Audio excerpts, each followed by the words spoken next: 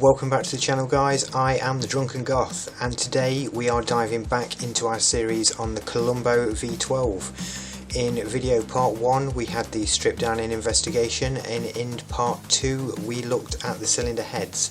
Today we are going to be looking at the block and refitting the pistons before moving on to the final build up and of course the finished product.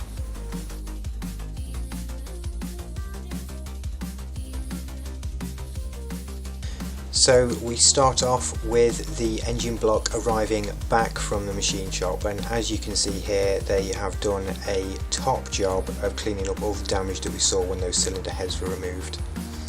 So moving on, we then start with the pistons. We opted to go with Wiseco pistons as they were slightly cheaper, if I'm honest, than standard original replacements, but they will do the same job, they will work just as well, and very hopefully they will last a little bit longer than the ones that were in there before.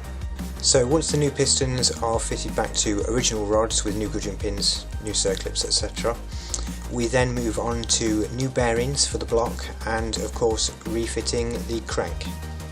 Always important to remember, plenty of oil in build up so that we don't get any hard metal surfaces grinding against those new bearings too quickly. And here we see the caps being put back onto the block with the new bearings all nicely fitted, the bearings snugly in place in those caps, and of course again plenty of oil on all surfaces.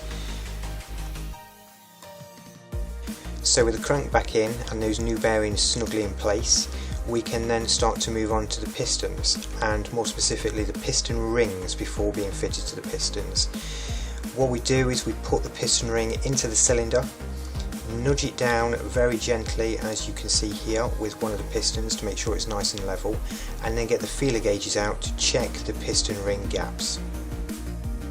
Once we've checked those gaps, made sure they're correct, or made any adjustments by just gently filing down to get the correct gap, we do one more final check, and if they are all correct then we know that the rings can be fitted to the pistons, pistons allocated to each cylinder in which they've been checked in, and they are now ready for fitment into the engine.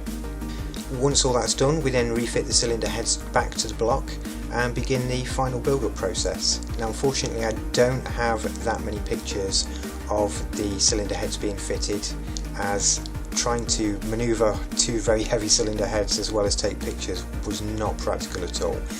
So we do skip slightly ahead to the cylinder heads back on with new head gaskets, new head studs, etc., new nuts, and we come to the fitment of the rest of the engine. So obviously inlet manifolds back on, we start with new painted inlet manifolds, new nuts and new cam cover gaskets with the freshly crackle painted cam covers, and as you can see the finished product, not only will it last a very long time for the owner, but also it looks gorgeous. The end product really does speak for itself, and this engine is a very beautiful engine as well.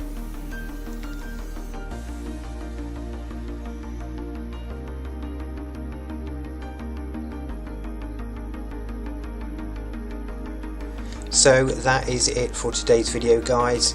If you enjoyed the video, please drop a like on it, please subscribe to the channel, and I will see you all in the next one. Bye bye.